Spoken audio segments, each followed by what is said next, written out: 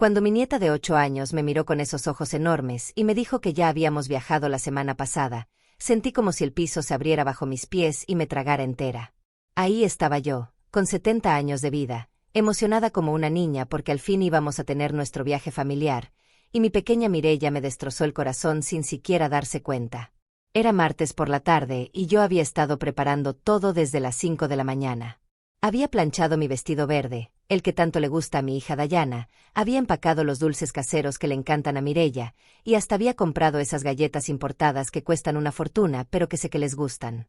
Mi casa olía a canela y vainilla porque había estado horneando desde temprano, quería que todo fuera perfecto para nuestro día especial. La mesa del comedor estaba cubierta con todos los preparativos. Había doblado cuidadosamente 3 mudas de ropa para cada uno, incluyendo los trajes de baño nuevos que había comprado hace un mes cuando Dayana me confirmó las fechas del viaje. Tenía una bolsa llena de protector solar, sombreros, sandalias cómodas, y hasta había comprado una cámara desechable porque quería capturar cada momento de esta aventura familiar que tanto había esperado. Mireia había venido a visitarme como siempre hace los martes, corriendo desde la escuela con su mochila rosa arrastrándose por el suelo de mi cocina. Sus mejillas estaban rosadas por la carrera y tenía esa sonrisa espontánea que solo tienen los niños cuando llegan a casa de la abuela. Yo estaba terminando de envolver los regalos que había comprado para el viaje cuando ella se sentó en la mesa y empezó a comer las galletas que acababa de sacar del horno. Le había comprado a Mireia un cubo y una pala nuevos para hacer castillos de arena, de esos con formas de estrella de mar y caracolas. Para Dayana había encontrado una novela que sé que le gusta, y para mi yerno Federico había conseguido esa revista de deportes que siempre está leyendo. Quería que todos tuvieran algo especial, algo que los hiciera sonreír durante nuestros días juntos en la playa.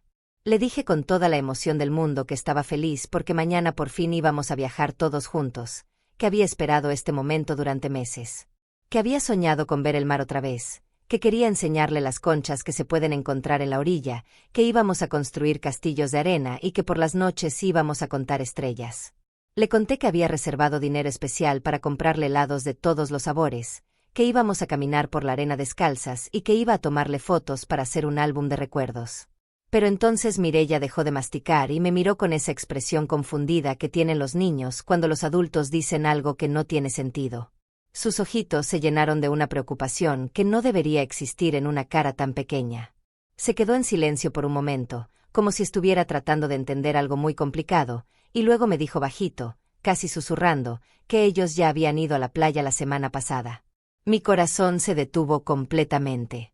Le pregunté si estaba segura, si no se estaba confundiendo con algún otro viaje, pero ella asintió con esa honestidad brutal que solo tienen los niños.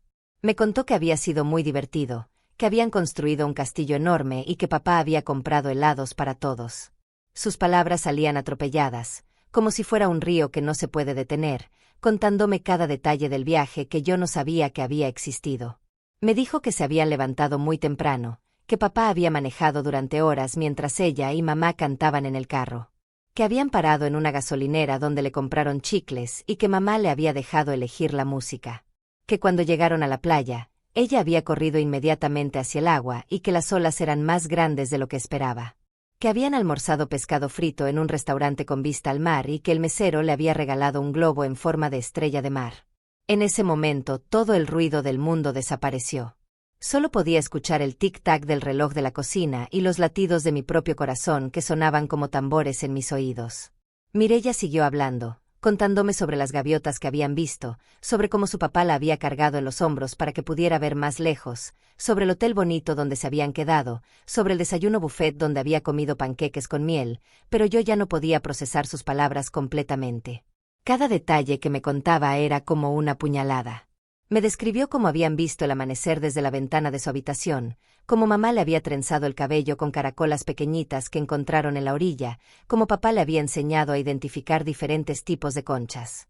Me contó que habían tomado muchas fotos, que mamá había dicho que iban a hacer un álbum de recuerdos, que habían comprado postales para enviar a sus amigos de la escuela. Me quedé ahí parada, con un regalo a medio envolver en las manos, viendo cómo mi mundo se desmoronaba pedazo por pedazo. No era posible. No podía ser que mi propia familia, mi propia hija, hubiera planeado un viaje sin mí y luego me hubiera mentido durante semanas haciéndome creer que íbamos a ir juntos. No podía ser que hubieran creado todos esos recuerdos hermosos, todos esos momentos preciosos que yo había estado soñando, sin incluirme. Pero ahí estaba la evidencia, saliendo de la boca inocente de mi nieta, que no tenía idea del daño que sus palabras estaban causando. Ella siguió comiendo sus galletas mientras yo trataba de mantener la compostura, de no derrumbarme delante de ella, de no dejar que viera cómo su abuela se estaba rompiendo en 1000 pedazos. Traté de sonreír, de actuar como si todo fuera normal, pero sentía como si tuviera un nudo en la garganta que no me dejaba respirar. Le pregunté, con la voz más tranquila que pude conseguir, si mamá le había dicho por qué era una sorpresa si yo no había estado ahí. Mireya se encogió de hombros con esa inocencia que me partía el alma y me dijo que no lo sabía, que mamá le había explicado que a veces los adultos hacen cosas raras y que era mejor no hacer muchas preguntas. Cuando Dayana llegó a recoger a Mireya 1 hora después, actuó como si nada hubiera pasado. Llegó con esa sonrisa radiante que siempre usa cuando quiere convencerme de algo, me dio un beso en la mejilla, me preguntó cómo había estado mi día, me dijo que estaba emocionada por nuestro viaje de mañana. Incluso me preguntó si ya tenía todo listo, si necesitaba ayuda con algo, si había recordado empacar mi medicamento para el mareo. Yo la miré a los ojos, buscando algún signo de culpa, alguna grieta en su mentira perfecta, pero no encontré nada. Solo vi a mi hija, sonriendo y mintiendo con la facilidad de alguien que ha tenido mucha práctica. Hablaba del viaje como si fuera la cosa más emocionante del mundo, como si realmente estuviéramos planeando partir al día siguiente, como si no acabara de regresar de esas mismas playas que me estaba prometiendo mostrar. Esa noche me quedé despierta hasta el amanecer, sentada en mi silla favorita junto a la ventana, viendo cómo las horas pasaban lentamente en el reloj digital del microondas. Mi casa estaba en silencio absoluto, pero mi mente era un torbellino de pensamientos que no me dejaban encontrar paz. No podía quitarme de la cabeza la imagen de ellos en la playa, riendo, disfrutando, creando memorias preciosas sin mí. Por primera vez en 70 años de vida, me sentí completamente invisible en mi propia familia. El amanecer llegó sin que yo hubiera dormido ni un minuto, pero con él vinieron los recuerdos que había estado tratando de mantener enterrados. Mientras preparaba mi café matutino con manos temblorosas, comencé a recordar todas las veces que algo similar había pasado, todas esas ocasiones en las que me había sentido extraña, excluida, pero que había justificado con excusas que ahora sonaban ridículas en mi propia cabeza. Hace 3 meses, Dayana había cancelado la cena del domingo diciendo que Mireya tenía fiebre. Yo había preparado su platillo favorito, había comprado vino especial, había puesto la mesa con mis platos bonitos. Pero cuando llamé el lunes para preguntar cómo estaba mi nieta, Mireya contestó el teléfono riéndose y contándome sobre la película que habían visto en el cine el domingo por la noche. Cuando le pregunté sobre su fiebre, se quedó callada y luego me dijo que ya se sentía mejor. En ese momento pensé que había sido una recuperación milagrosa. Los niños se enferman y se curan rápido, me dije. No pensé que fuera una mentira deliberada. No pensé que mi propia hija me estuviera mintiendo para evitar pasar tiempo conmigo. Qué tonta fui al creer que eran solo casualidades, que eran solo cambios de planes inocentes. La semana pasada había sido el cumpleaños de Federico, mi yerno. Dayana me había dicho que iban a hacer una celebración pequeña, solo ellos 3, nada fancy, que Federico no quería nada grande. Yo respeté su decisión y solo envié una tarjeta con un regalo modesto. Pero el martes, cuando fui a la panadería a comprar pan, la señora María me preguntó cómo había estado la fiesta de Federico, que se veía muy bonita en las fotos que Dayana había subido a Facebook. Llegué a casa corriendo y revisé las redes sociales por primera vez en meses. Ahí estaban las fotos. Una fiesta enorme en el patio de mi propia hija, con globos dorados, una mesa llena de comida casera, familiares que yo conocía desde hace años, primos, tíos, amigos cercanos. Todos estaban ahí, sonriendo, abrazando a Federico, cantando feliz cumpleaños. Todos menos yo. Conté las caras. Había más de 20 personas en esa celebración que supuestamente era pequeña e íntima. Vi a la tía Teresa, quien siempre me pregunta por qué no nos vemos más seguido. Vi al primo Homero, que me manda saludos cada Navidad. Vi a los vecinos de Dayana, con quienes yo he hablado cientos de veces cuando voy a visitarla. Todos estaban ahí, disfrutando, compartiendo, creando recuerdos bonitos. Y yo había estado en casa, viendo televisión sola, comiendo sobras de la cena del domingo anterior, pensando que era una noche tranquila para todos. Había hasta enviado un mensaje de texto a Dayana deseándole que pasaran una noche bonita en familia, sin saber que la familia incluía a todos menos a mí. Las excusas comenzaron a sonar huecas en mi memoria. ¿Cuántas veces Dayana me había dicho que no podía venir a almorzar porque tenían planes de última hora? ¿Cuántas veces había cancelado nuestras salidas porque Mireia tenía actividades escolares que requerían la presencia de ambos padres? ¿Cuántas veces me había dicho que Federico estaba muy cansado del trabajo para recibir visitas? Recordé el Día de las Madres del año pasado. Dayana me había llamado por teléfono para felicitarme, me había dicho que me amaba mucho, que era la mejor madre del mundo, pero que no podían venir a visitarme porque Federico tenía que trabajar y ella no quería manejar sola con Mireia. Había sonado tan convincente, tan apenada por no poder estar conmigo en mi día especial. Pero 2 días después, cuando pasé por casualidad cerca del Parque Central, los vi a los 3 comiendo helados y jugando en los columpios.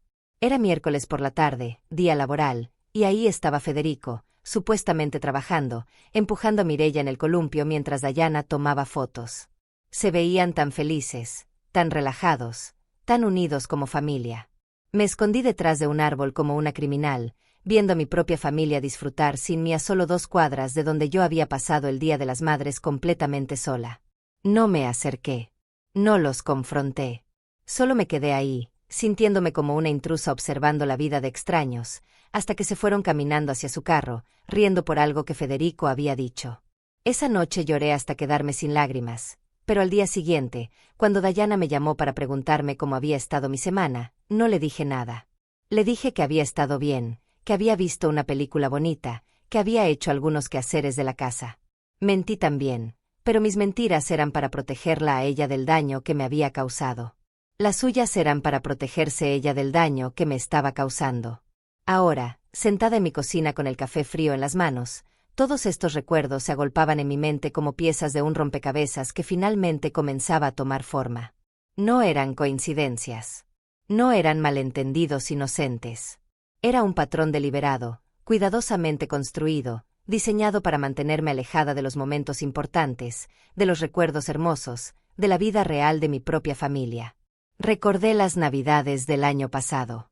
Dayana me había dicho que iban a pasar las fiestas en casa de los padres de Federico, que era una tradición familiar muy importante para él.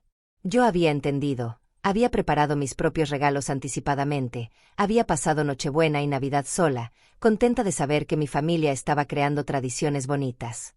Pero en enero, cuando fui al médico, la recepcionista me preguntó cómo había estado mi Navidad, que había visto las fotos que Dayana había compartido de la cena en su casa. Mi casa. Bueno, la casa donde yo solía pasar todas las Navidades hasta hace 2 años, la casa donde habíamos creado nuestras propias tradiciones familiares durante décadas. Me describió la mesa que yo reconocí inmediatamente, mis platos navideños, mi mantel bordado, mi centro de mesa hecho a mano. Mi lugar en la cabecera de la mesa estaba ocupado por una poinsettia roja. Una planta había tomado mi lugar en mi propia tradición familiar.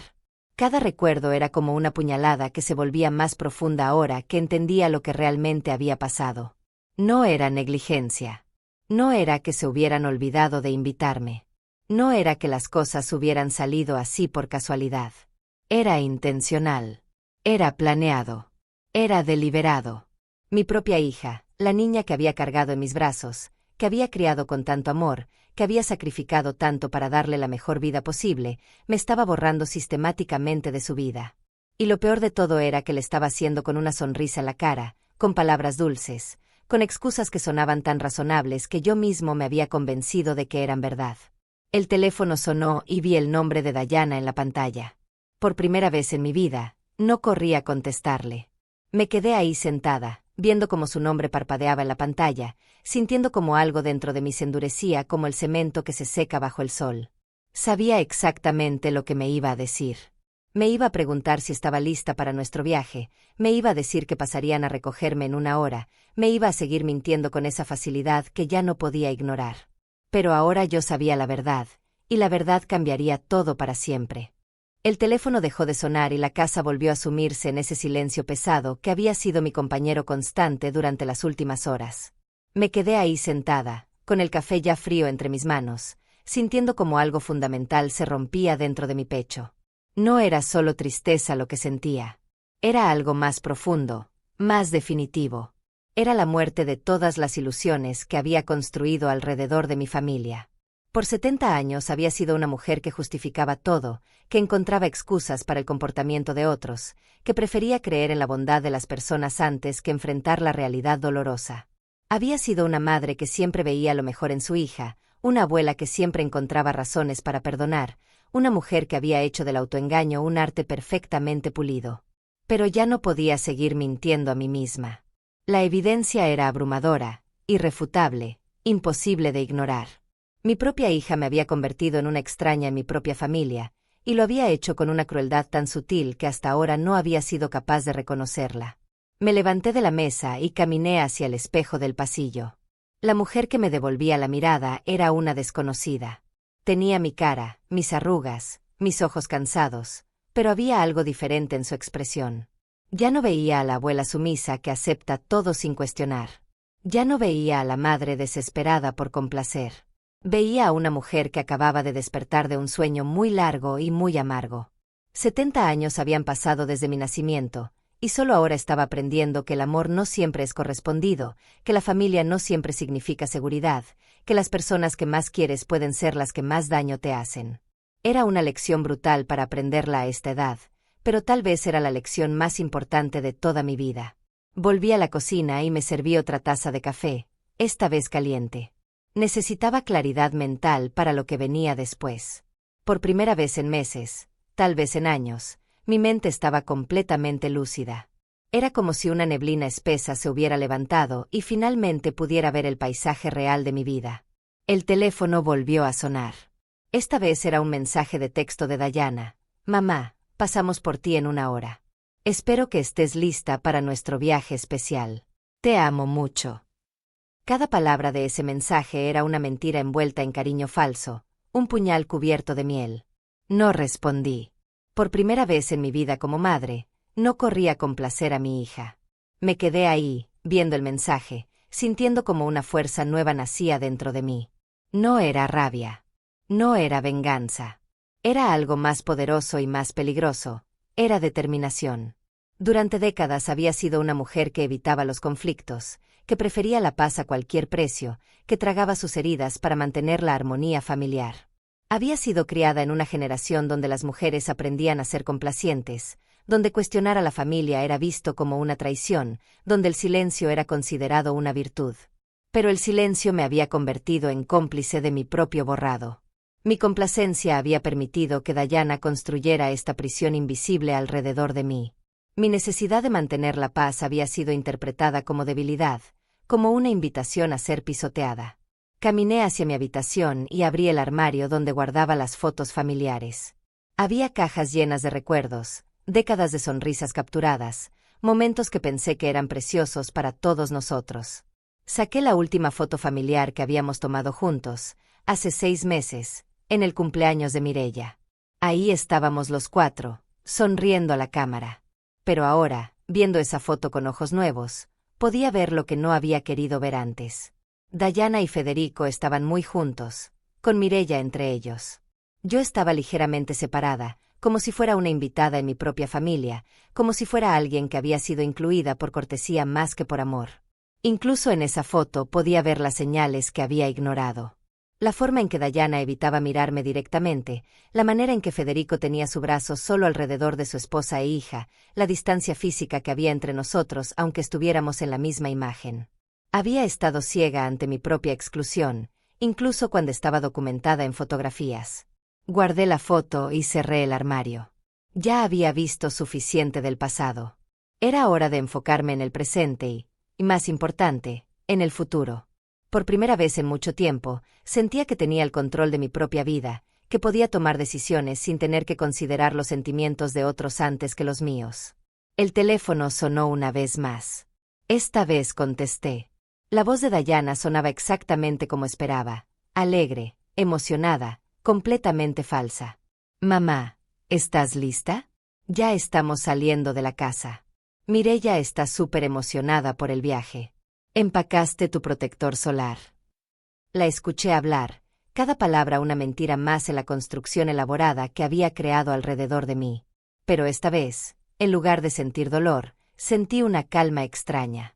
Era la calma que viene después de aceptar una verdad difícil, La paz que llega cuando dejas de luchar contra la realidad. Diana, le dije con una voz que no reconocí como mía, una voz que sonaba más firme de lo que había sonado en años. Creo que hay algo de lo que necesitamos hablar.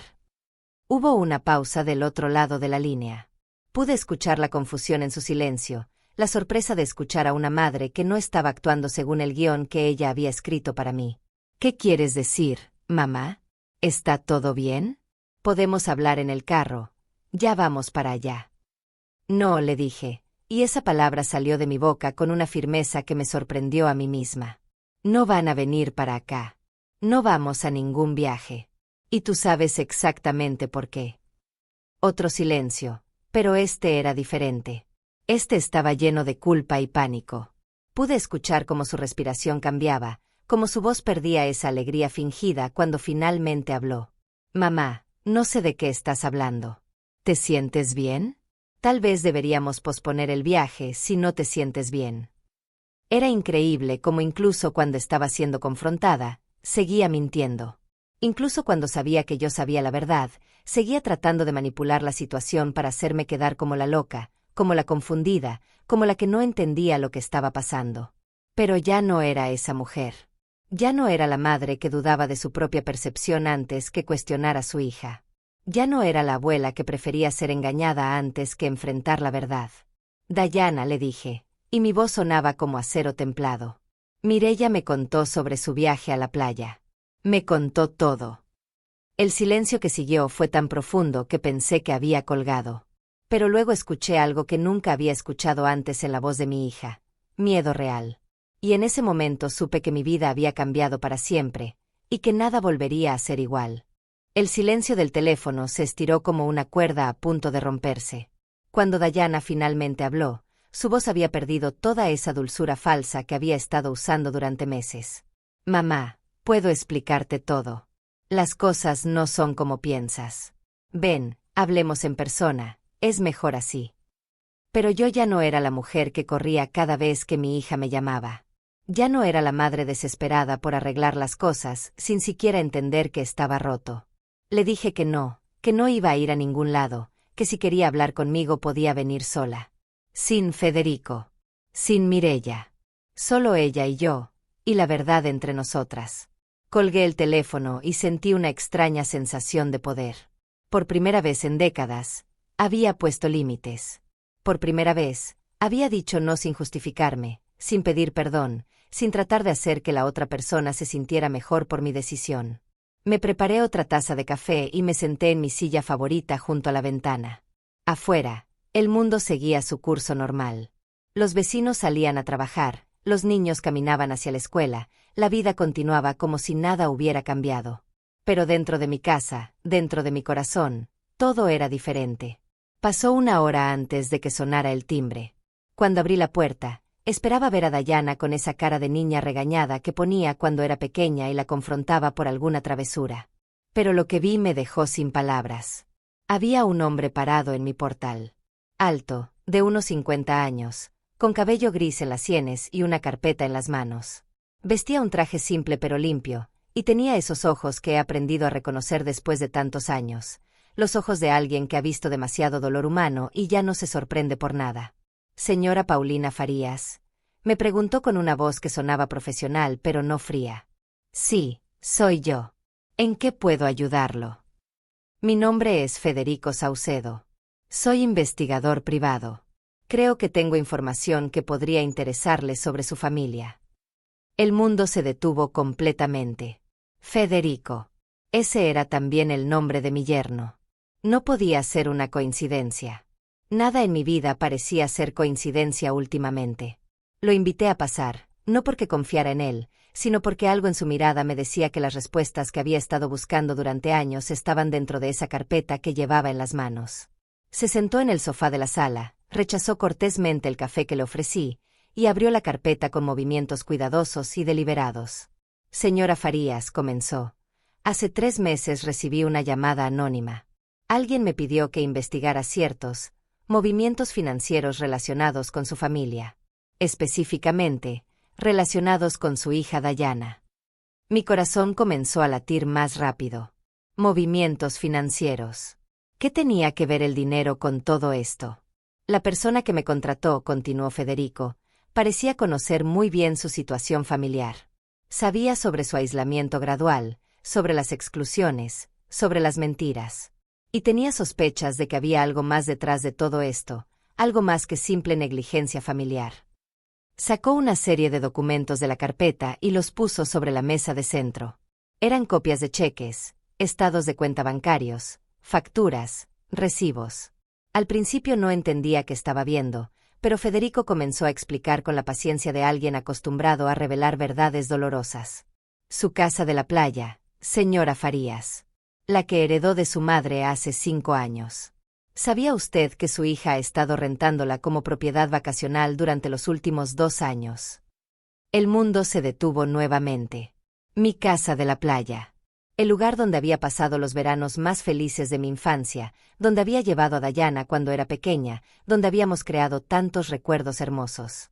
La casa que había heredado con tanto amor y que había decidido mantener en la familia para que las futuras generaciones pudieran disfrutarla.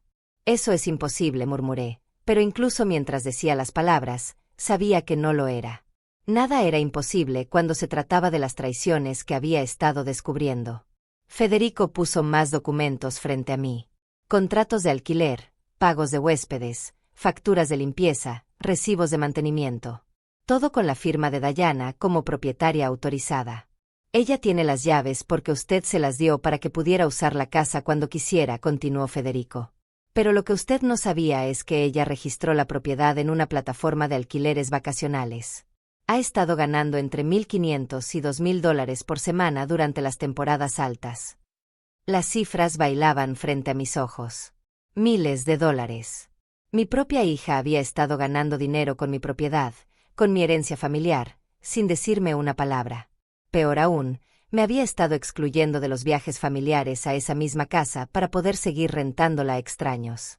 Pero hay más, dijo Federico, y su voz se volvió más seria. Los ingresos de esa casa no son lo único. Su hija ha estado apropiándose de otros recursos que técnicamente le pertenecen a usted. Sacó otro conjunto de documentos. Estos mostraban transferencias bancarias, retiros de una cuenta que yo había olvidado que existía, movimientos de dinero que no reconocía. ¿Recuerda la cuenta de ahorros que abrió para el futuro de Mireia? La que alimenta automáticamente cada mes desde su pensión. Por supuesto que la recordaba. Había establecido esa cuenta cuando Mireia nació, depositando $200 cada mes para asegurar que mi nieta tuviera dinero para la universidad, para su futuro, para los sueños que yo no había podido realizar cuando era joven. Dayana ha estado retirando ese dinero mensualmente durante los últimos 8 meses, me dijo Federico con una gentileza que contrastaba con la brutalidad de la información. Ha retirado más de $1,600 que estaban destinados para la educación de su propia hija. Me quedé sin palabras, sin aire, sin la capacidad de procesar todo lo que estaba escuchando. No era solo que me hubieran excluido de sus vidas. No era solo que me hubieran mentido sobre viajes y celebraciones. Era que me habían estado robando. Mi propia hija me había estado robando mientras me sonreía y me decía que me amaba. Pero lo más grave, continuó Federico, y su voz se volvió casi un susurro, es que ella ha estado trabajando para conseguir que usted firme un poder legal que le daría control completo sobre todas sus finanzas y propiedades. Sacó una carpeta diferente, esta llena de documentos legales que reconocí inmediatamente. Eran los papeles que Dayana me había estado presionando para firmar durante las últimas semanas, diciéndome que eran solo formalidades para facilitar las cosas cuando yo fuera mayor, para asegurar que todo estuviera en orden por si algo me pasaba. Si usted firma estos documentos, me explicó Federico, ella tendría acceso legal a su casa, a todas sus cuentas bancarias, a su pensión, a todo lo que posee. Y basándome en el patrón de comportamiento que hemos documentado, no creo que sus intenciones sean proteger sus intereses. La realidad me golpeó como una avalancha. Todo encajaba perfectamente. Mi exclusión gradual de la familia no era solo crueldad emocional. Era una estrategia calculada para aislarme, para hacerme sentir tan sola y necesitada que estaría dispuesta a firmar cualquier cosa que me prometiera seguridad y amor. Las mentiras, la manipulación, el aislamiento, todo había sido parte de un plan más grande. Mi propia hija me había estado preparando para robarme todo lo que tenía, y lo había estado haciendo con besos en la mejilla y palabras de amor. ¿Quién lo contrató?, le pregunté a Federico con una voz que ya no reconocía como mía. Él sonrió por primera vez desde que había llegado, y en esa sonrisa vi algo que no esperaba: esperanza. Alguien que la quiere mucho, señora Farías. Alguien que ha estado observando lo que le están haciendo y que decidió que era hora de que usted supiera la verdad. Y en ese momento supe que mi historia estaba a punto de tomar un giro que nunca había imaginado. Federico cerró la carpeta principal y sacó otra más pequeña de su portafolio. Sus movimientos eran cuidadosos, casi ceremoniosos, como si estuviera a punto de revelar algo sagrado. La persona que me contrató, dijo mientras abría la nueva carpeta, es alguien que usted conoce muy bien, pero que no ha visto en muchos años. Alguien que nunca se olvidó de la bondad que usted le mostró cuando más lo necesitaba. Sacó una fotografía en blanco y negro, desgastada por los años pero aún clara. Era una imagen de hace más de 20 años. Yo, mucho más joven, parada junto a un niño delgado de unos 12 años. Tardé un momento en reconocer dónde había sido tomada esa foto, pero cuando lo recordé, sentí como si me hubieran dado un puñetazo en el estómago. Homero Zamora, susurré, y las lágrimas comenzaron a correr por mis mejillas sin que pudiera controlarlas. Homero había sido el niño del vecindario que todos evitaban. Su madre trabajaba 3 empleos para mantener a flote a la familia, y su padre había desaparecido cuando él tenía 8 años. Era un niño problemático, silencioso, que siempre parecía estar enojado con el mundo. Los otros vecinos se quejaban de él constantemente, decían que era malcriado, que iba a terminar metido en problemas. Pero yo veía algo diferente en Homero. Veía a un niño que tenía hambre, que estaba solo, que necesitaba que alguien creyera en él. Durante 3 años, desde que tenía 10 hasta que cumplió 13, Homero venía a mi casa todos los días después de la escuela. Yo le daba de comer, lo ayudaba con sus tareas, lo escuchaba cuando necesitaba hablar. No era caridad. Era amor genuino hacia un niño que el mundo había decidido ignorar. Cuando se graduó de la escuela secundaria con honores, cuando consiguió una beca para la universidad, cuando se mudó lejos para empezar su nueva vida, nos mantuvimos en contacto por un tiempo. Pero como pasa con tantas relaciones, la vida nos llevó por caminos diferentes y eventualmente perdimos el contacto. Homero es ahora uno de los investigadores privados más respetados del Estado, me explicó Federico con una sonrisa. Tiene su propia agencia, se especializa en casos de abuso financiero y emocional hacia personas mayores. Cuando escuchó a través de contactos mutuos lo que estaba pasando en su familia, decidió que era hora de devolverle todo lo que usted había hecho por él. Sacó otro documento de la carpeta. Era una carta escrita a mano en un papel con membrete oficial. Él quiere que sepa que nunca se olvidó de usted, continuó Federico. Que todo lo que logró en su vida comenzó en su mesa de cocina, con los almuerzos que usted le preparaba y las palabras de aliento que le daba cuando nadie más creía en él. Las lágrimas seguían cayendo, pero ahora eran lágrimas de una emoción completamente diferente. No era solo tristeza por la traición de Dayana. Era gratitud por saber que había al menos una persona en el mundo que recordaba mi bondad, que valoraba lo que yo había dado sin esperar nada a cambio. Federico me permitió leer la carta de Homero. Su letra seguía siendo la misma de cuando era niño, cuidadosa y deliberada, pero las palabras eran de un hombre maduro que había encontrado su propósito en la vida. Señora Paulina, decía la carta, no hay un solo día que pase sin que piense en usted y en todo lo que hizo por mí. Usted me enseñó que el amor existe sin condiciones, que la bondad no necesita razones, que una persona puede cambiar el mundo de otra con actos simples de cuidado genuino. Cuando supe lo que su propia familia le estaba haciendo, supe que tenía que actuar. No como pago de una deuda, sino porque algunas personas en este mundo merecen ser protegidas, y usted es una de ellas. Homero ha estado coordinando esta investigación desde el principio, me explicó Federico. Él fue quien me contrató, quien dirigió la investigación, quien recopiló todas las pruebas. Ha invertido sus propios recursos en esto porque dice que es lo mínimo que puede hacer por la mujer que le salvó la vida. Me mostró el resto de las evidencias que habían recopilado. No era solo lo que me había mostrado antes. Tenían registros completos de todas las transacciones financieras sospechosas, grabaciones de llamadas telefónicas donde Dayana hablaba con Federico sobre mis supuestas dificultades mentales que justificarían el poder legal, incluso fotografías de las fiestas y eventos familiares de los que había sido excluida. Mire esto, me dijo Federico, sacando una serie de capturas de pantalla de conversaciones de texto entre Dayana y Federico. En estos mensajes, Mi propia hija se refería a mí como el problema y discutían estrategias para manejar la situación hasta que pudieran tener control completo. En un mensaje particularmente cruel, Diana escribía: mientras más sola se sienta, más rápido firmará los papeles. Solo tenemos que ser pacientes y mantenerla aislada hasta que esté desesperada por cualquier atención que le demos. La frialdad de esas palabras me cortó más profundo que cualquier otra cosa que hubiera visto. No era solo que me estuvieran robando. No era solo que me estuvieran mintiendo. Era que habían convertido mi amor por ellos en un arma contra mí, que habían usado mi necesidad de familia como una herramienta para manipularme. Pero junto con el dolor vino algo más, una claridad cristalina sobre lo que tenía que hacer a continuación. ¿Qué recomienda que haga?, le pregunté a Federico.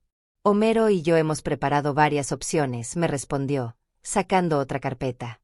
Podemos presentar cargos criminales por fraude y robo. Tenemos evidencia suficiente para que enfrenten consecuencias legales serias. O podemos manejar esto de manera más privada, confrontándolos con las pruebas y exigiendo restitución completa. Estudié los documentos que me mostraba. Había formularios para denuncias policiales, documentos para procesos civiles, cartas legales que podrían enviar a Diana exigiendo el retorno inmediato de todo el dinero robado y la cancelación permanente de cualquier acceso a mis propiedades. Pero hay una tercera opción, continuó Federico, y su voz tomó un tono más suave. Homero sugiere que consideremos algo que él llama justicia restaurativa. En lugar de buscar castigo, buscamos una confrontación que exponga la verdad y permita que usted recupere no solo sus recursos, sino su dignidad. ¿Qué significa eso exactamente? Significa que organizamos una reunión familiar donde usted presenta todas las pruebas, confronta las mentiras, y les da la oportunidad de explicar sus acciones. Si muestran remordimiento genuino y están dispuestos a hacer restitución completa, podrían evitar las consecuencias legales. Si no, dejó la frase en el aire, pero el mensaje era claro. Me gustaba esta tercera opción. No porque fuera más fácil para Diana, sino porque me daría la oportunidad de mirarla a los ojos mientras le mostraba que ya no era la mujer ingenua que había estado manipulando durante tanto tiempo. Quiero que organice esa reunión, le dije a Federico con una firmeza que me sorprendió a mí misma. Pero quiero que se haga en mis términos, en mi casa, cuando yo esté preparada. Federico sonrió. Homero dijo que usted elegiría esta opción. Dice que siempre ha sido una mujer que prefiere dar a las personas la oportunidad de hacer lo correcto antes de buscar venganza. No es venganza lo que quiero, le dije. Es justicia. Y más que eso, es respeto. Quiero que mi propia hija me mire a los ojos y reconozca lo que me ha hecho. Quiero que entienda que ya no puede tratarme como si fuera invisible. Entonces preparemos todo para que eso suceda, me dijo Federico, cerrando las carpetas. Pero primero, Homero quiere hablar con usted. Está esperando en su oficina, si usted está dispuesta a verlo. Por primera vez en meses, sonreí de verdad. Después de tanto tiempo sintiéndome completamente sola en el mundo, estaba a punto de reunirme con alguien que realmente me valoraba, alguien que había arriesgado su tiempo y recursos para protegerme. Sí, le dije a Federico. Lléveme con él. Es hora de reunirme con mi verdadera familia. El viaje a la oficina de Homero fue silencioso, pero no incómodo. Federico manejaba con cuidado mientras yo procesaba todo lo que había aprendido en las últimas horas. Mi vida entera había cambiado en una sola mañana, pero por primera vez en meses, el cambio se sentía como una liberación en lugar de una pérdida. La oficina de Homero estaba en un edificio modesto, pero bien mantenido en el centro de la ciudad. Cuando subimos al tercer piso y Federico abrió la puerta con su nombre grabado en una placa dorada, mi corazón comenzó a latir más rápido. Iba a ver al niño que había ayudado a criar, convertido ahora en el hombre que había venido a rescatarme. Homero estaba de pie junto a la ventana cuando entramos, mirando hacia la calle. Cuando se dio la vuelta, fue como ver un fantasma hermoso del pasado. Seguía siendo delgado, pero ahora tenía la postura confiada de un hombre exitoso. Sus ojos eran los mismos que recordaba, inteligentes, observadores, pero ahora brillaban con una calidez que no había tenido cuando era un niño herido. Señora Paulina, dijo, y su voz se quebró ligeramente al pronunciar mi nombre. No dijo nada más porque no necesitaba hacerlo. Cruzó la oficina en 3 pasos largos y me abrazó como si fuera su propia madre. Era un abrazo de gratitud pura, de amor genuino, de reconocimiento mutuo. En ese abrazo había 20 años de ausencia, pero también estaba todo el cariño que habíamos compartido cuando él era niño. Mijo, le dije, usando el apelativo cariñoso que solía usar cuando era pequeño, mira el hombre en que te has convertido. Todo gracias a usted, me respondió, y pude ver que sus ojos estaban húmedos. Usted me enseñó que era posible ser amado sin condiciones. Me enseñó que merecía respeto y cuidado. Sin esas lecciones, nunca habría llegado a ser quien soy hoy. Nos sentamos en su oficina, que estaba decorada con diplomas y reconocimientos, pero también con fotografías familiares. Me mostró fotos de su esposa, una mujer hermosa llamada Inés, y de sus 2 hijos, gemelos de 10 años que tenían su misma sonrisa inteligente. Mis hijos saben todo sobre usted, me dijo con orgullo. Les he contado cientos de veces sobre la señora que me salvó la vida cuando era niño. Inés siempre dice que quiere conocer a la mujer que hizo posible que ella tuviera un esposo que sabe amar de verdad. Hablamos durante 1 hora sobre nuestras vidas, sobre los años que habían pasado, sobre cómo el destino nos había reunido nuevamente. Pero eventualmente, la conversación volvió al tema que nos había traído juntos. Cuando escuché lo que su hija le estaba haciendo, me dijo Homero, y su voz se volvió seria, no pude quedarme de brazos cruzados. Usted me enseñó que cuando amas a alguien de verdad, proteges a esa persona. No importa el costo, no importa la dificultad. ¿Cómo se enteró de lo que estaba pasando?, le pregunté. Tengo contactos en muchos lugares, me explicó. Alguien que trabaja en el banco donde Diana hizo algunas de las transferencias me contactó porque sabía de nuestra conexión. Esa persona había visto movimientos extraños en cuentas asociadas con su nombre y pensó que podría ser víctima de abuso financiero. Homero me explicó que había estado investigando el caso discretamente durante 3 meses antes de decidirse a contratar a Federico para recopilar evidencia formal. Había sido cuidadoso, meticuloso, asegurándose de que toda la evidencia fuera legal y utilizable si decidíamos tomar acción legal. Pero más que el dinero, me dijo, lo que me enfureció fue la manipulación emocional. Federico me mostró las fotos de esas fiestas familiares donde usted fue excluida. Esas imágenes me recordaron exactamente cómo me sentía cuando era niño, cuando todos me excluían y me hacían sentir como si no valiera nada. Era increíble cómo la vida había dado vueltas completas. El niño que yo había protegido de la exclusión social ahora estaba protegiéndome a mí de la exclusión familiar. Homero, le dije, quiero confrontar a Diana con toda esta evidencia. Quiero que vea que ya no puede manipularme. Pero quiero hacerlo de la manera correcta. Ya pensé en eso, me respondió con una sonrisa que me recordó al niño astuto que solía ser. Creo que deberíamos organizar una reunión familiar en su casa, como si fuera una celebración normal. Invitamos a Diana, Federico y Mireya para una cena especial. Pero esta vez, usted estará en control completo de la situación. Homero había pensado en cada detalle. Sugería que preparáramos una cena familiar aparentemente normal, pero que tuviéramos toda la evidencia lista para presentar en el momento apropiado. Federico estaría presente como testigo, y Homero estaría cerca por si necesitábamos apoyo adicional. Lo importante, me explicó, es que usted mantenga el control emocional durante toda la confrontación. No queremos que parezca venganza o histeria. Queremos que sea una presentación calmada y dignificada de los hechos. ¿Y si Diana se niega a admitir lo que ha hecho?, le pregunté. Entonces procedemos con las acciones legales, me respondió sin dudarlo. Tenemos evidencia suficiente para procesos tanto criminales como civiles. Pero mi experiencia me dice que cuando los manipuladores son confrontados con evidencia irrefutable, usualmente se derrumban. Homero me explicó que había visto casos similares durante su carrera. Frecuentemente, las personas que cometen abuso financiero contra familiares mayores dependen de la secrecía y la vergüenza de sus víctimas. Cuando esa secrecía es rota, cuando la víctima demuestra que ya no va a permitir el abuso, los perpetradores a menudo pierden todo su poder. Usted ha sido fuerte toda su vida, me dijo Homero. Fue fuerte cuando me ayudó a mí siendo que nadie más quería hacerlo. Fue fuerte cuando crió a Diana como madre soltera. Ha sido fuerte todo este tiempo, incluso cuando se sentía débil. Ahora solo necesita mostrar esa fuerza abiertamente. Pasamos las siguientes 2 horas planeando cada aspecto de la confrontación. Decidimos que la reunión sería el domingo siguiente, que yo invitaría a Diana para una cena especial de reconciliación después de nuestro desacuerdo sobre el viaje. Ella probablemente vendría esperando poder manipularme de vuelta a mi rol sumiso, pero en lugar de eso se encontraría con una mujer completamente diferente.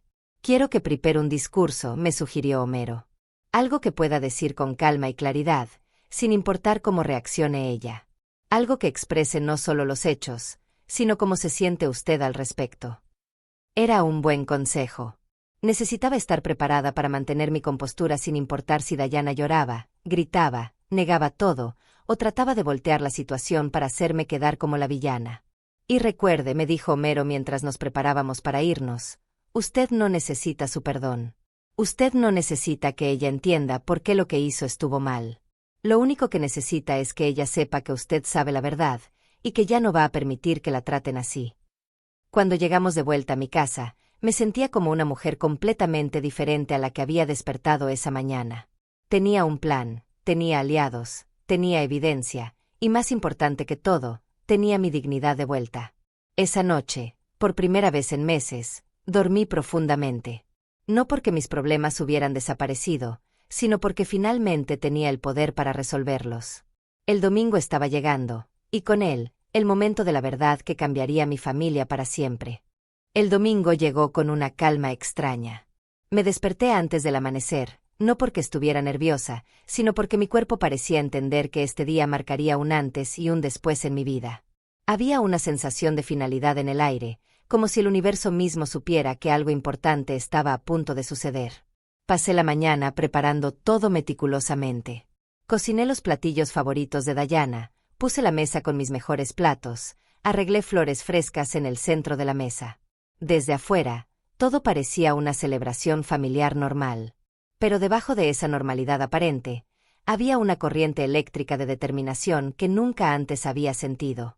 Homero llegó a las 2 de la tarde, acompañado por Federico. Trajeron toda la evidencia organizada en carpetas etiquetadas, grabadoras digitales para documentar todo lo que se dijera, y una tranquilidad profesional que me ayudó a mantener mis nervios bajo control. ¿Cómo se siente?, me preguntó Homero mientras revisábamos el plan una última vez. Me siento como si estuviera a punto de recuperar mi vida, le respondí, y me sorprendió la firmeza de mi propia voz. Federico se posicionó en la sala de estar, donde podía escuchar todo pero permanecer discreto hasta que lo necesitáramos. Homero se quedó en la cocina conmigo, revisando los documentos y asegurándose de que todo estuviera listo. A las 4 en punto sonó el timbre. Cuando abrí la puerta, ahí estaban los tres. Diana con una sonrisa forzada, Federico mi yerno con esa expresión de fastidio que siempre usaba cuando venía a mi casa, y mi pequeña Mireya corriendo hacia mí para abrazarme. «Abuela», gritó Mireya. «Mamá dice que vamos a tener una cena especial para arreglar las cosas». El abrazo de mi nieta fue lo más difícil. Ella no tenía culpa de nada de esto.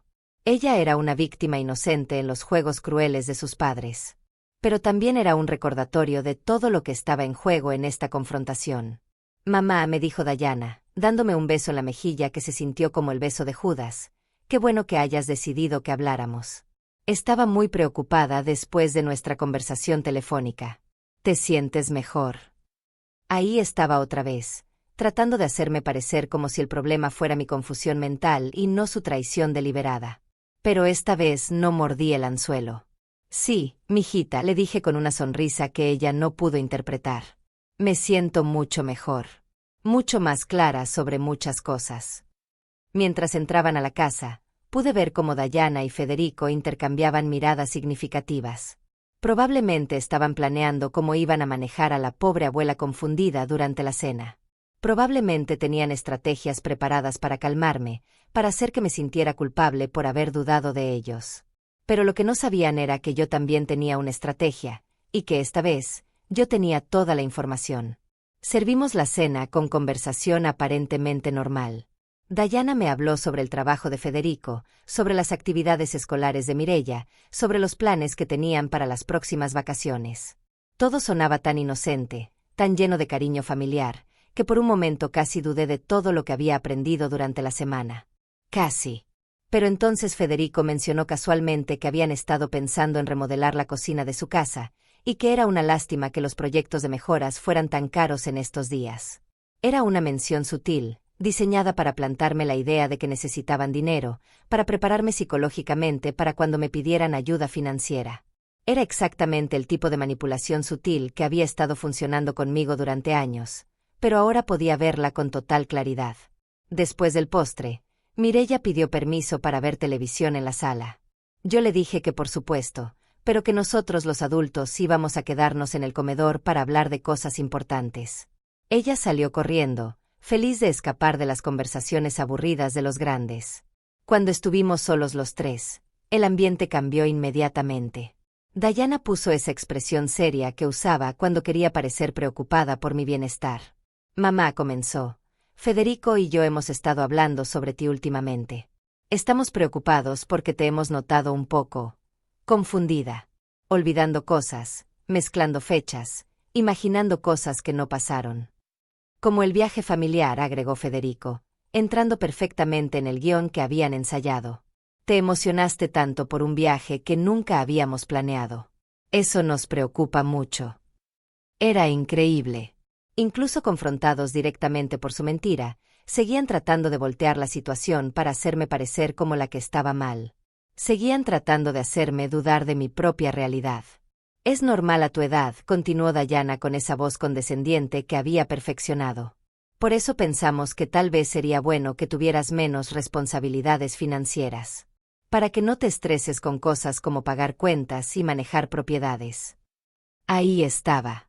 El verdadero propósito de esta reunión desde su perspectiva. Habían venido a convencerme de que firmara los papeles que me quitarían el control de mi propia vida y mis propias posesiones. De hecho, dijo Federico, sacando una carpeta que había traído, trajimos algunos documentos que podrían facilitarte las cosas. Solo necesitarían tu firma para que nosotros podamos ayudarte a manejar todo. Era el momento para el que me había estado preparando toda la semana. Me levanté de la mesa con una calma que me sorprendió a mí misma y caminé hacia la cocina. Un momento, les dije. Hay alguien que quiero que conozcan. Cuando regresé con Homero, las caras de Diana y Federico cambiaron completamente. La confianza se evaporó, reemplazada por confusión y una pizca de pánico. Diana, Federico, dije con una voz que sonaba extrañamente tranquila. Les presento a Homero Zamora. Es investigador privado, y ha estado trabajando para mí durante los últimos 3 meses. El silencio que siguió fue tan profundo que se podía escuchar el tic-tac del reloj de la pared. Diana y Federico se miraron entre ellos, tratando de entender qué estaba pasando, tratando de figurar cómo esto cambiaba sus planes. Homero, continué, ¿podrías por favor mostrarles a mi hija y a mi yerno lo que hemos descubierto sobre sus actividades financieras? Homero puso la primera carpeta sobre la mesa con movimientos deliberados. Cuando la abrió, Diana vio inmediatamente los estados de cuenta de la casa de la playa, los contratos de alquiler, los registros de ingresos que había estado ocultándome. La vi palidecer. Vi cómo sus manos comenzaron a temblar ligeramente. Vi cómo toda esa confianza manipuladora se desmoronaba ante la evidencia irrefutable de sus crímenes. Mamá, tartamudeó, yo puedo explicar todo esto. No, le dije con una firmeza que resonó en toda la habitación. Ya no más explicaciones. Ya no más mentiras. Ya no más manipulación.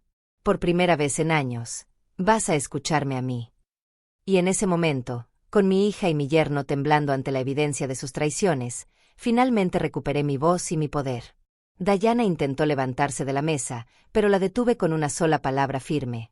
Siéntate. Mi voz tenía una autoridad que no había usado en décadas, y para mi sorpresa, ella obedeció inmediatamente. Durante los últimos 3 años, continué, manteniendo mi tono calmado pero implacable, he estado viviendo en una realidad construida por mentiras. Me has hecho sentir como si fuera una carga, como si mi presencia fuera un inconveniente, como si mi amor por ustedes fuera algo molesto que tenían que tolerar. Homero siguió poniendo documentos sobre la mesa, uno por uno, mientras yo hablaba. Los registros de la casa de la playa, los retiros no autorizados de la cuenta de Mireya, las transferencias bancarias sospechosas, las capturas de pantalla de sus conversaciones crueles sobre mí. Pero lo que más me duele, dije, y sentí como mi voz se hacía más fuerte con cada palabra, no es el dinero que robaste. No son ni siquiera las mentiras. Es que usaste mi amor por ustedes como un arma contra mí. Convertiste mi necesidad de familia en una herramienta para manipularme. Federico intentó interrumpir. Señora Paulina, creo que hay un malentendido aquí. Silencio, le grité, y la fuerza de mi propia voz me sorprendió. Tú no tienes derecho a hablar en mi casa después de lo que han hecho. Tú no tienes derecho a llamarme, señora, como si fuéramos extraños cuando has estado robándome durante meses. Homero puso otro conjunto de documentos frente a ellos. Estos mostraban los intentos de Federico de conseguir información sobre mis cuentas bancarias, sus llamadas a mi médico tratando de obtener información sobre mi estado mental, sus consultas con abogados sobre cómo obtener poder legal sobre una persona mayor. ¿Pensaron que era tonta?, les pregunté, y por primera vez en años, me sentí completamente en control de la situación. ¿Pensaron que podían seguir mintiendo para siempre? ¿Pensaron que nunca me iba a dar cuenta de que me estaban borrando de mi propia familia para poder robarme más fácilmente? Diana finalmente encontró su voz, pero cuando habló, sonaba como una niña asustada en lugar de la mujer manipuladora que había sido durante tanto tiempo. Mamá, no es lo que parece. Nosotros estábamos tratando de protegerte. Pensábamos que era mejor que no supieras sobre el dinero porque no queríamos preocuparte. ¿Protegerme?, repetí, y mi risa salió amarga y dura. ¿Me estabas protegiendo cuando rentabas mi casa de la playa a extraños mientras me excluías de los viajes familiares? ¿Me estabas protegiendo cuando robabas el dinero de la educación de tu propia hija? ¿Me estabas protegiendo cuando planeabas con tu esposo cómo obtener control total de todas mis finanzas? Homero puso las capturas de pantalla de sus mensajes de texto sobre la mesa. Los mensajes donde se referían a mí como el problema, donde planeaban mantenerme aislada hasta que estuviera desesperada por su atención. Cuando Diana vio esos mensajes, algo se rompió dentro de ella. Comenzó a llorar, pero no eran lágrimas de remordimiento. Eran lágrimas de pánico, de alguien que había sido atrapada y sabía que ya no había manera de escapar. Mamá, por favor, sollozó. Sé que cometimos errores, pero podemos arreglar esto. Podemos devolver todo el dinero. Podemos empezar de nuevo. ¿Errores?, repetí, y mi voz se volvió tan fría como el hielo. ¿Llamas errores a 3 años de manipulación sistemática? ¿Llamas error a robar el dinero de la educación de tu propia hija? ¿Llamas error a tratar de conseguir control legal sobre mi vida para poder robarme todo lo que tengo? Federico trató de tomar control de la situación. Mire, señora, creo que todos estamos un poco alterados aquí. ¿Por qué no hablamos de esto como adultos civilizados? Esta vez fue Homero quien respondió. Señor, yo le sugiero que se quede callado. Tenemos evidencia suficiente para presentar cargos criminales contra usted y su esposa. La única razón por la que estamos teniendo esta conversación en lugar de haber llamado a la policía es porque la señora Paulina quería darles la oportunidad de explicar sus acciones.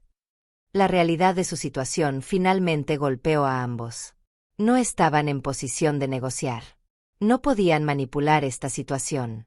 Habían sido atrapados completamente, y ahora tenían que enfrentar las consecuencias. ¿Qué quieres que hagamos?, preguntó Diana, y por primera vez en años, había respeto genuino en su voz cuando me hablaba. Primero, dije, sacando los documentos legales que Homero había preparado, van a firmar estos papeles devolviendo todo el dinero que robaron. Todo. Hasta el último centavo. Segundo, van a cancelar inmediatamente todos los acuerdos de alquiler de mi casa de la playa y van a entregarme todas las llaves y el control completo de la propiedad. Tercero, van a depositar el dinero completo que robaron de la cuenta de Mireia, más intereses, en una nueva cuenta que solo yo controlaré hasta que ella cumpla 18 años. Y cuarto, continué, mirando directamente a los ojos de mi hija, van a firmar un acuerdo legal prometiendo que nunca más intentarán obtener control financiero sobre mi vida o mis propiedades de ninguna manera. Federico intentó protestar. Eso es absurdo. No podemos. Sí pueden, lo interrumpió Homero. Porque la alternativa es que presentemos cargos criminales mañana por la mañana. Y con la evidencia que tenemos, ustedes dos podrían enfrentar varios años de prisión. Diana miró todos los documentos esparcidos sobre la mesa, toda la evidencia irrefutable de sus crímenes, y finalmente entendió que ya no tenía poder en esta situación. ¿Y si hacemos todo eso?, preguntó con voz pequeña. ¿Qué pasa con nuestra familia? ¿Qué pasa con Mireia? Era una buena pregunta, y una que había estado considerando durante toda la semana. Mi nieta no tenía culpa de las acciones de sus padres.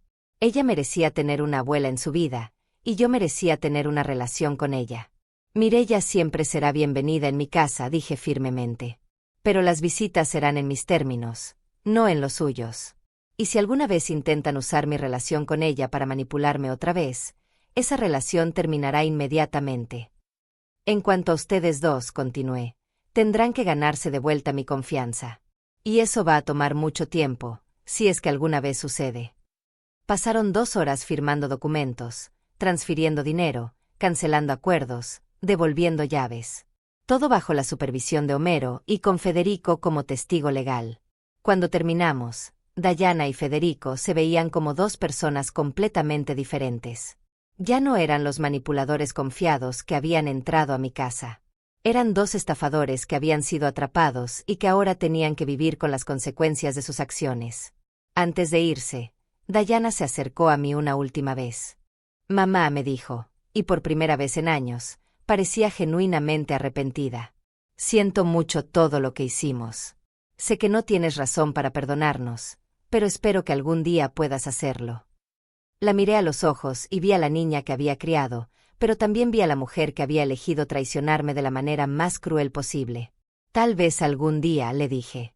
Pero ese día está muy lejos.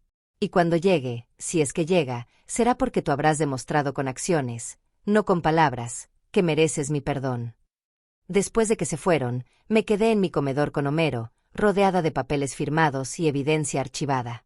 Mi casa estaba en silencio, pero era un silencio diferente al que había vivido durante meses. No era el silencio de la soledad.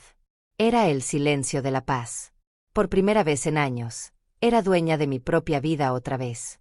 Han pasado 6 meses desde esa noche que cambió todo para siempre.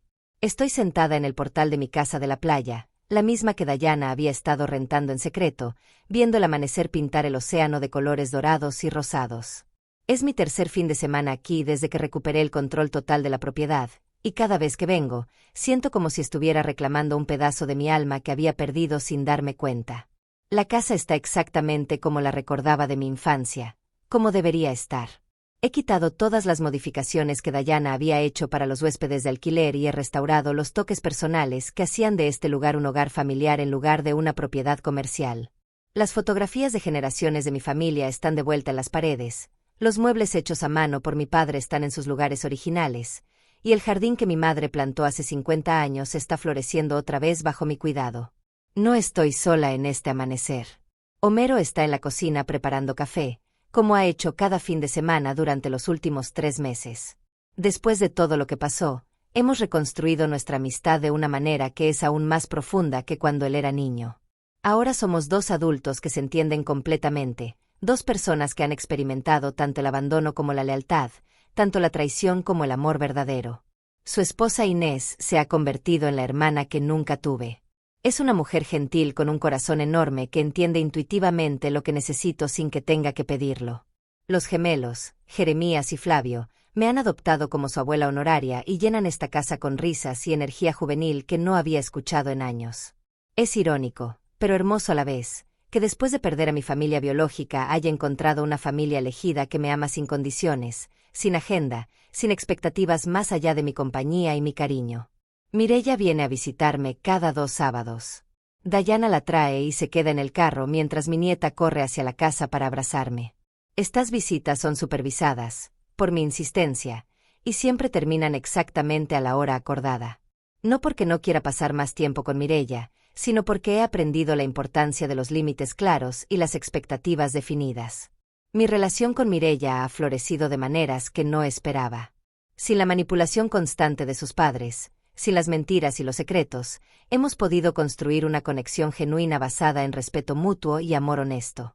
Ella me cuenta sobre la escuela, sobre sus amigos, sobre sus sueños, y yo le cuento historias de cuando era pequeña, le enseño a cocinar las recetas familiares, le muestro las conchas y las piedras especiales que he coleccionado en esta playa durante décadas. En estas conversaciones con Mireya he aprendido algo que me rompe el corazón pero también me da esperanza. Ella siempre supo que algo estaba mal con la forma en que me trataban sus padres. Los niños tienen una intuición especial para la injusticia, y ella había estado sintiendo la tensión y la crueldad sin entenderla completamente. Ahora que todo está en el aire, ella se siente más relajada, más libre para amarme abiertamente sin sentir que está traicionando a sus padres. Diana y Federico han cumplido meticulosamente con todos los términos de nuestro acuerdo. Han devuelto cada centavo que robaron, han pagado todos los intereses acordados, han cancelado cualquier acceso a mis propiedades y cuentas bancarias. Económicamente, estoy mejor de lo que había estado en años. Pero más importante que el dinero es la tranquilidad mental que viene de saber que ya no pueden lastimarme. No hemos hablado directamente desde esa noche confrontación hace 6 meses. Toda comunicación pasa a través de Homero cuando es necesaria, principalmente para coordinar las visitas de Mireia. He escuchado a través de conocidos mutuos que Dayana está viendo a un terapeuta, que está tratando de entender cómo llegó a convertirse en el tipo de persona capaz de robar y manipular a su propia madre. No sé si su arrepentimiento es genuino o si simplemente está tratando de rehabilitar su imagen pública, pero honestamente, ya no es mi responsabilidad figurarlo. La pregunta que todos me hacen, especialmente las mujeres de mi edad que han escuchado mi historia, es si alguna vez podré perdonar a Dayana. Es una pregunta complicada que he estado reflexionando durante meses. He llegado a entender que el perdón no es algo que haces por la persona que te lastimó. Es algo que haces por ti mismo, para liberarte del peso del resentimiento y la amargura. En ese sentido, ya he perdonado a Dayana. He soltado la rabia que consumía mis pensamientos, he dejado ir la necesidad de venganza que me mantenía despierta por las noches. Pero perdonar no significa olvidar. No significa restaurar automáticamente la confianza que fue destruida. No significa volver a la relación que teníamos antes porque esa relación estaba construida sobre una base de manipulación y engaño.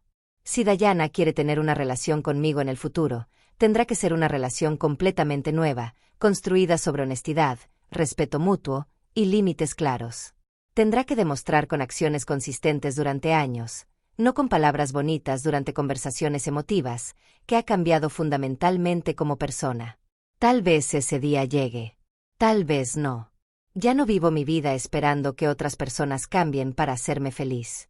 He aprendido a crear mi propia felicidad, a construir mi propia familia, a valorar mi propia compañía. Homero sale al portal con 2 tazas de café y se sienta a la silla junto a mí.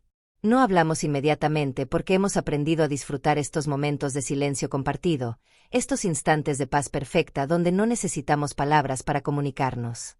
¿En qué estás pensando?, me pregunta finalmente. En cómo la vida tiene maneras extrañas de cerrarse en círculos, le respondo. Hace 20 años, yo cuidé de un niño que necesitaba amor y protección. Ahora, ese niño cuida de una mujer que necesitaba exactamente lo mismo. No eres la misma mujer que era hace 6 meses, me dice, y tiene razón. He aprendido que nunca es demasiado tarde para recuperar tu poder personal. He aprendido que el amor verdadero nunca requiere que sacrifiques tu dignidad o tu autorrespeto. He aprendido que las familias más fuertes no siempre son las que comparten sangre, sino las que comparten valores, lealtad y cuidado genuino. A los 70 años, he aprendido a decir no sin sentir culpa, a poner límites sin pedir perdón, a valorar mi propia paz mental por encima de la comodidad de otros. Son lecciones que ojalá hubiera aprendido décadas antes, pero estoy agradecida de haberlas aprendido mientras aún tengo tiempo para vivir según ellas. El sol está completamente arriba ahora, bañando el océano con luz dorada. Es un nuevo día, lleno de posibilidades que yo controlo. Tengo una casa que es verdaderamente mía, amigos que me valoran genuinamente, una nieta que me ama sin manipulación, y una paz interior que nadie puede quitarme. Esta mañana, como todas las mañanas desde esa noche de confrontación, despierto sabiendo que soy dueña de mi propia vida. Y esa sensación, después de tantos años de vivir bajo el control de otros, es más preciosa que cualquier tesoro que podría haber perdido en el camino. Al final de cuentas, recuperé algo mucho más valioso que el dinero que me robaron. Recuperé mi dignidad, mi voz, y mi derecho a existir en mis propios términos. Y tú, que has escuchado mi historia hasta el final, dime, ¿alguna vez has sentido que trataron de borrarte de tu propia vida? ¿Has tenido que luchar para recuperar tu lugar en tu propia historia? Porque si es así, quiero que sepas que nunca es demasiado tarde para reclamar tu poder, nunca es demasiado tarde para exigir el respeto que mereces, y nunca es demasiado tarde para escribir un final diferente para tu propia historia.